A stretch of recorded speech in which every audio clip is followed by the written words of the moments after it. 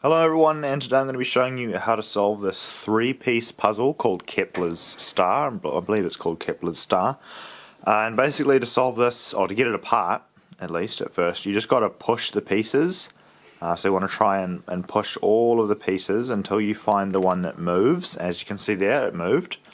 So eventually you'll find a piece that looks like this. Sometimes it can be a little stiff, so you just go ahead and push that up, and that's going to allow you to slide this piece out here. And that's going to allow you to slide this piece off here. Obviously once you've got the three pieces off again, you're going to want to put it back together.